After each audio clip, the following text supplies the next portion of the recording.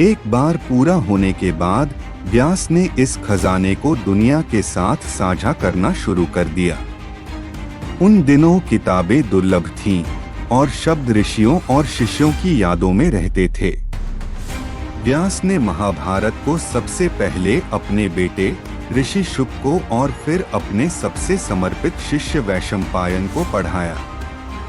ऐसा कहा जाता है कि स्वर्गीय ऋषि नारद ने यह कथा देवताओं को सुनाई, जबकि शुक ने इसे गंधर्वों, राक्षसों और यक्षों को पढ़ाया। और इस तरह कहानी एक पीढ़ी से दूसरी पीढ़ी तक पहुंचती रही। प्रत्येक ने अपने ज्ञान को संरक्षित किया। महाकाव्य का पहला सार्वजनिक पाठ राजा जन्मेजय द्वारा आयोजित एक भव्य यज्ञ में हुआ, जो कि कुलीन राजा परीक्षित के पुत्र थे।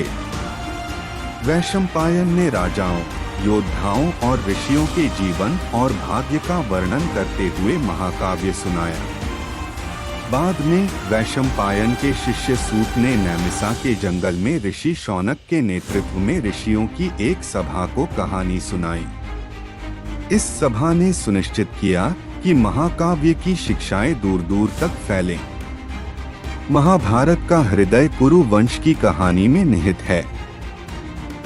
हस्तिनापुर के राजा शांतनु के निधन के बाद उनके पुत्र चित्रांगद सिंहासन पर बैठे। चित्रांगद की असामयिक मृत्यु के बाद उनके भाई विचित्रवीर्य राजा बने।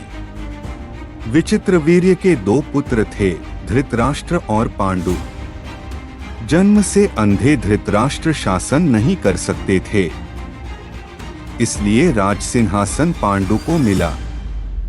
लेकिन भाग्य ने तब हस्तक्षेप किया जब पांडु को श्राप मिला और वे अपनी दो पत्नियों कुंती और माद्री के साथ जंगल में रहने के लिए सिंहासन छोड़ गए।